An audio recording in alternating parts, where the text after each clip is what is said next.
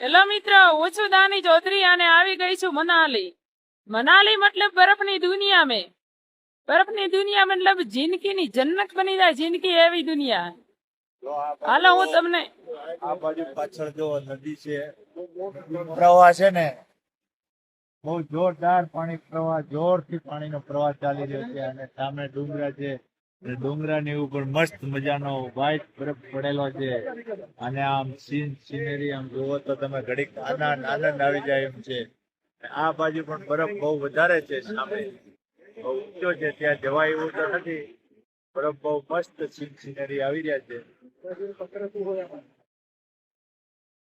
હાલો હું તમને બતાવી દઉં. આપણે જવાનું છે ત્યાં. ત્યાં મતલબ આમ તે બધી બાજુ બરફ તો દેખાય છે, પણ ત્યાં જવાનું છે આપણે ઉપર. ઉપર જઈને હું તમને બતાવીશ કે કેવું બધું સીન છે.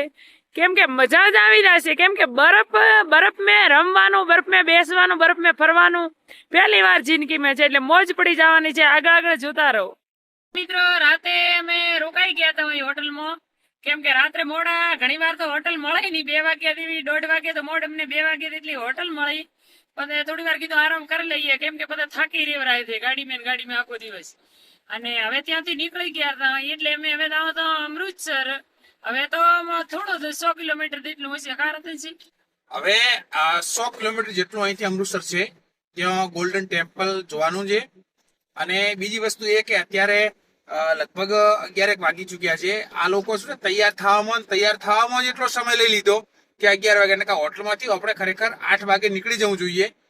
હું તો વહેલો તૈયાર થઈને બેઠો હતો, પણ આ લોકો તૈયાર થઈને નીકળે તો ને. તમને 3 વાર જગાડ્યાથી જાગ્યા છો અને પછી આપણે જશું અહીંથી ગોલ્ડન ટેમ્પલ થી જશું આપણે વાઘા બોર્ડર જોઈ આવશું, પાકિસ્તાનની બોર્ડર. ઠંડા પ્રદેશમાંથી આવ્યા છીએ શિમલા મનાલી થી, એટલે અહીંયા થોડી ગરમી વધારે લાગે છે. ગરમી લાગે છે ને કે વાત જવા દો. અહીંયા આટલી ગરમી છે પણ એટલી છે નહીં, પણ અમને થોડી વધારે લાગે. આ ઠંડા પ્રદેશમાં રહ્યા 4 દિવસ વધારે લાગે છે. એટલી બધી ગરમી નથી. તો પછી ઠંડી બહુ હતી.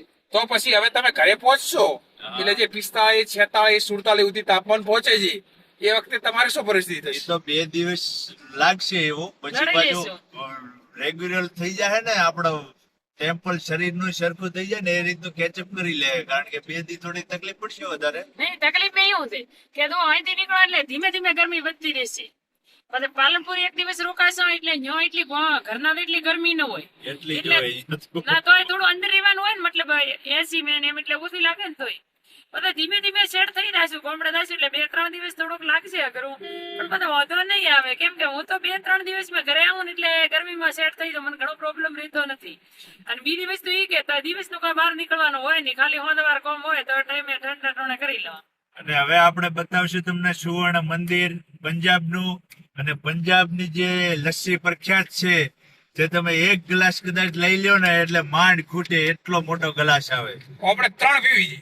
3 પીવી છે આપણે 3 લસ્સી પીવી છે. એક તો માંડ ખૂટે એવડો મોટો ગ્લાસ આવે. તમને આપણે ગ્લાસ લસ્સી બધું બતાવશું. વિડીયોમાં બન્યા રહેજો. અને એમને તમારે ધારો કે ગમે તેટલી મોટી આવતી હોય, આપણે 3 પી જઈએ તો એ તો પી જવાય. લસ્સીમાં તો કઈ નથી. એટલે ભાઈ માણસો કિલો ઘી પી જાય છે, એટલે આ તો છાશ કહેવાય. 10 ઓહો.